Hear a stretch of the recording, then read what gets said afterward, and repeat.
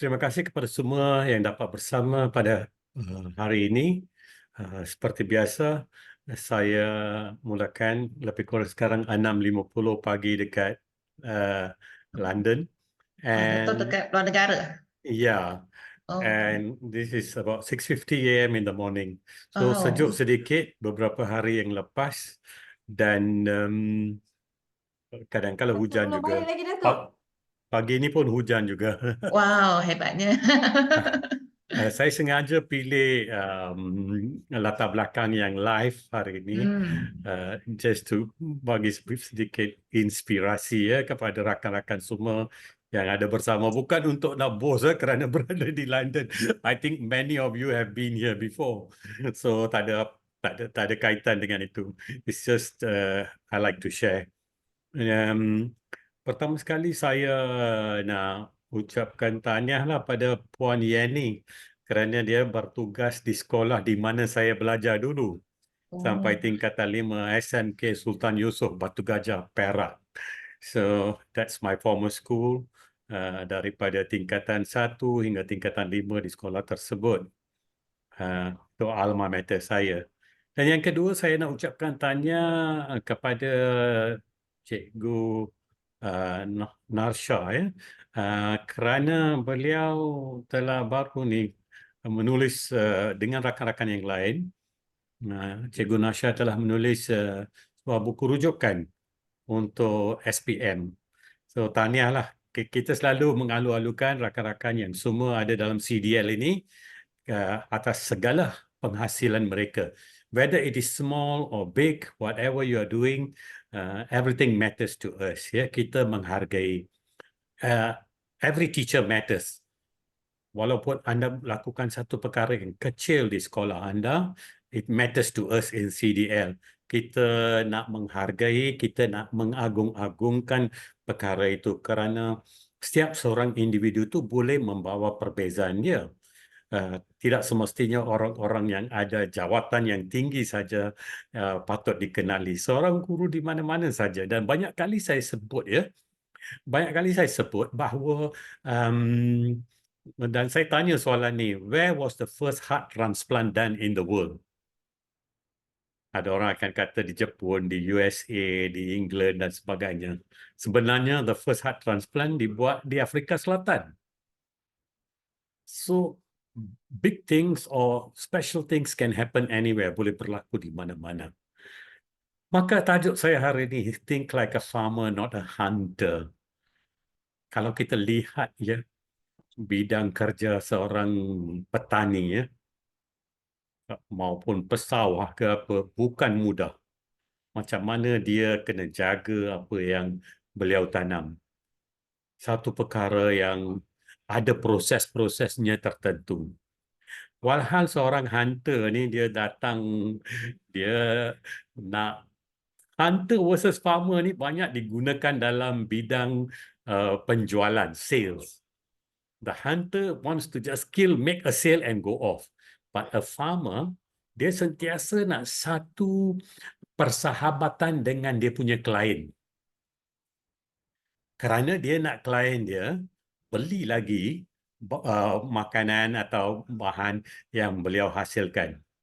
So that's the farmer. Dia nak long term. A hunter is just a short term. Dia selalunya cari bila satu uh, buruan dia dah habis, dia cari buruan yang lain. The next victim, siapa pula ya dia nak buru. Dalam dalam bidang penjualan pun sama. So, macam mana ya berkaitan dengan kita pula? Why must we in teaching or in education also think like farmers and not like a hunter? Sudah pastinya ramai di antara anda yang ada bersama 172 orang sekarang ni tengah fikir ya, why must we think like farmers? Kerana cuba lihatlah jenis tugas yang kita buat ya. Jenis tugas yang kita buat sememangnya ada kaitan dengan tugas seorang petani juga. Analogi dia, metafora dia. Can we go to the next slide please? So, kalau kita dalam teaching ya, think like a farmer not a hunter, Kalau kita lihat seorang petani ya, mula-mula dia kena cari tanah di mana dia nak tanam. Where? Dia dah, kemudian yang kedua dia akan tanam, plant. Yang ketiga dia akan tambah baja ya. Add manure, add fertilizer. Tengok dari mana dia boleh dapat. Yang keempat, sepastinya dia kena siram dengan air.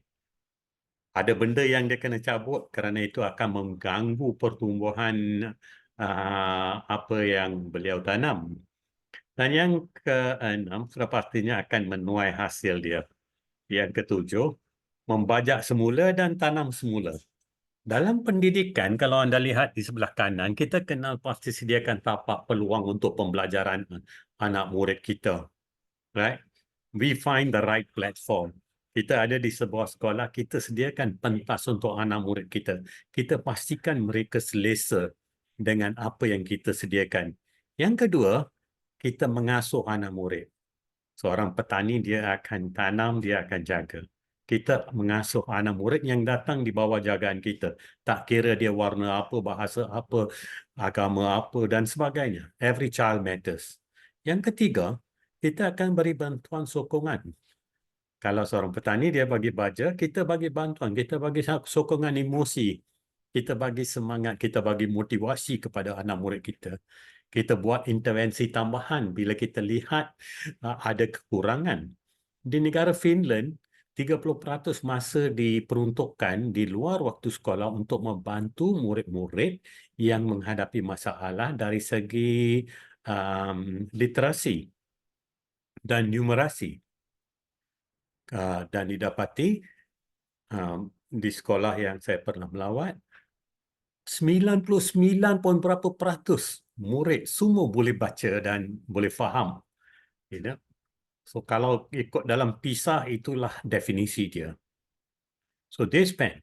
So itulah perkara yang ketiga ni bila kita nak beri bantuan sokongan dan intervensi tambahan dalam pendidikan. Ada perkara yang harus ada, must have, not nice to have. Ada perkara yang kita sentiasa perlu buat untuk anak murid kita. Kita kena jaga mereka supaya mereka selamat. Kita kena pastikan mereka terlibat dalam PDP dalam kelas, bukan duduk senyap dalam kelas. That is the must have, not nice to have, ya. Yang kelima, kita harus sentiasa tegur yang apa yang betul, apa yang tepat untuk anak murid kita. Itu weeding dalam bagi seorang farmer, kita pun kena sentiasa tegur kepada pada anak murid kita yang tidak perlu. So, rumput rampai ni apa? Apa yang akan mengganggu pertumbuhan apa yang ditanam oleh seorang petani. So, kita pun mengasuh seorang murid. Apa-apa perkara yang mengganggu pengasuhan pembelajaran anak murid kita, kita kena betulkan. So, the do's and the don'ts. Yang keenam, apa hasil kita? Hasil kita nak melahirkan ahli masyarakat, warga yang berguna, a good citizen. Itu matlamat akhir falsafah pendidikan. Kita tak boleh hasilkan semua doktor, semua petani. Kita every job matters. Why is a farmer important? 3 kali sehari, doktor kita pergi jumpa bila kita sakit. Tetapi petani, kita kena ingat tentang seorang petani 3 kali sehari. Waktu sarapan pagi, waktu makan tengah hari, waktu makan malam. Kalau ada makanan lebih itu di antara makan-makan itu, sememangnya kita akan ingat seorang petani. Because it's the farmer who puts food on our table. Kita mungkin tak nampak sebab kita pergi ke supermarket dan beli makanan. Tapi makanan itu datang daripada seorang petani. So, apa jua kita menghasilkan seorang murid hari ini kalau ada seorang anak murid kita jadi doktor, jadi Perdana Menteri dan sebagainya. Segalanya bermula daripada seorang guru. Kita yang melahirkan ahli masyarakat yang berguna. Jangan buat perkara yang tak betul mengikut apa yang diperlukan di negara kita. Paling mudah seperti yang tertera dalam rukun negara kita. Dan kita buat persediaan ya. Untuk petani, dia buat persediaan untuk tanaman yang seterusnya. Kita buat persediaan. Tinggal seminggu lagi atau lebih dari seminggu sedikit lagi, sekolah akan buka semula, anda akan dapat satu kumpulan murid yang baru mungkin di antara anda. Kalau tahun lepas anda ajar tingkatan 2, mungkin tahun ni anda mungkin mengajar tingkatan 1. Jadi anda jumpa kumpulan murid yang berbeza. So anda mulakan proses pengasuhan dan pembelajaran semula. Kenal pasti tapak, kenal pasti peluang, kenal pasti persediaan yang terbaik untuk anak murid kita. Dan kita mulakanlah, kalau petani tanam semula, kita ulang proses pengasuhan dan pembelajaran semula dengan kohort murid kita yang baru ini. Dan proses ini akan berulang tahun demi tahun. Beratus-ratus, beribu-ribu murid melalui pendidikan di bawah kita. Dan maka kita, kalau minggu lepas saya sebut tentang penggunaan telefon bimbit dan cabaran-cabarannya, termasuk di UK, dan minggu sebelum itu saya sebut tentang the qualities of a good teacher. So kita tidak boleh lari daripada semua perkara ini, bahawa tugas kita ni penting. Kita bukan saja jaga the hard side of education, iaitu murid memahami apa yang kita mengajar. Kita kena jadi the positive busybody. Sentiasa nak tahu anak murid kita itu selesa, selamat dan sebagainya. Mendapat sokongan yang terbaik daripada kita. Seperti seorang petani yang jaga apa yang beliau tanam. Ya. Next slide, please. Itu untuk kalau cikgu, kalau seorang pemimpin ya, ingat kalau petani dia tak menjerit kepada apa yang dia tanam. So, kita sentiasa perlu ingat, kita kena faham siapa di bawah kita kalau kita jadi pemimpin, pengetua, guru besar, atau kita bertugas di PPD, JPN, kementerian dan sebagainya.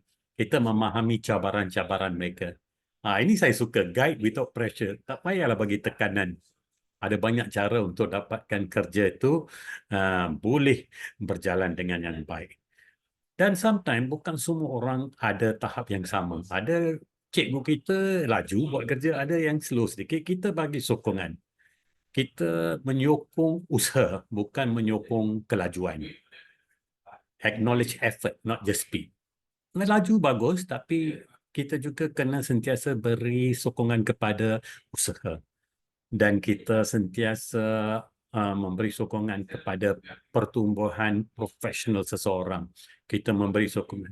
Dan kita meraihkan kejayaan seperti saya sebut hari ini. Cikgu Nasha baru habis menulis sebuah buku dan sudah diterbitkan. Let's celebrate. Everyone likes a pat on the back.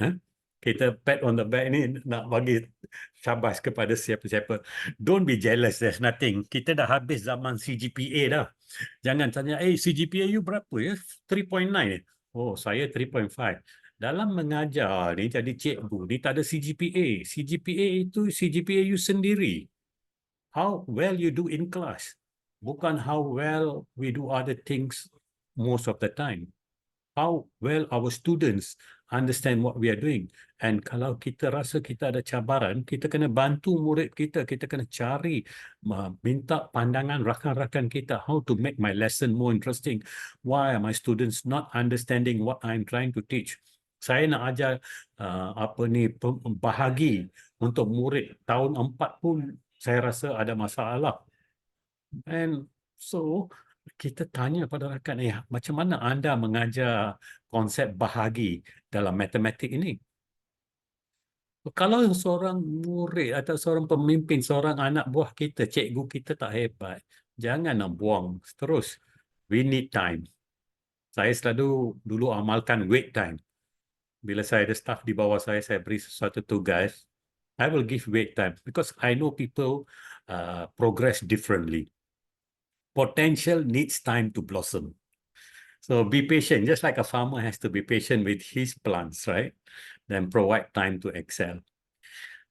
Choose the best plants for the soil. Of course, it's not easy for us to choose. Kita dapat guru yang dihantar kepada sekolah kita. Jadi kita pemimpin ni, kita kena mengasuh mereka lah. And then kita tahu setiap cikgu kita ni ada kelebihan yang berbeza. Ada brand dia sendiri. Dan kita cari apa kelebihan-kelebihan cikgu. Itulah tugas seorang pemimpin. You must know every teacher. What they are facing, what they are going through. Dan jangan lupa irrigate and fertilize seperti seorang petani. Kita bantu hantar macam semua anda yang berada dalam sesi hari ini adalah untuk your development. Inilah baja untuk anda semua. Kita seseorang kalau ada masalah, kita bantu dia dengan tools, dengan training. Dan jangan kedekut untuk beri praise, untuk beri penghargaan. Kita ni kadang-kadang kedekut. Kadang-kadang kita cikgu pun boleh jadi kedekut. Kita jadi PGB pun kita kedekut nak cakap thank you, please, you have done a good job.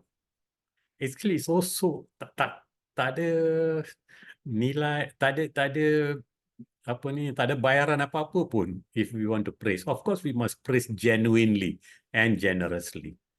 Dan kalau ada yang mengganggu, ada negatif, ada toxic environment, kita kena betulkan kerana toxic environment dia boleh ganggu the healthy work environment. Sama seperti seorang petani, ya. Dia kena keluarkan rampai yang tak berguna. And jangan lupa ada masanya kita have good season and bad season. Kalau datang banjir pula, habis satu hasil seorang petani. So, kalau ada masanya keputusan SPM kita turun. It's okay. Kita lihat apa yang kita boleh ubah. Prepare the team for challenges. Yes, leadership is complex. Sama juga seperti bagi seorang petani. But nurture your team. Bagi sokongan. Kepimpinan tahun 2024 dan seberikutnya sudah berbeza daripada tahun 70-an, 80-an. It's no more autocratic. It's emotionally driven leadership. Kita nak beri sokongan, right?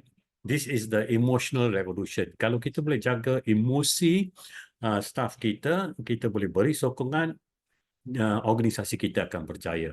Sebelum emotional revolution dulu ialah informational revolution. Sebelum informational revolution adalah industrial revolution. Sebelum itu adalah agricultural revolution. So now we are in emotional revolution. Jaga emosi satu sama lain.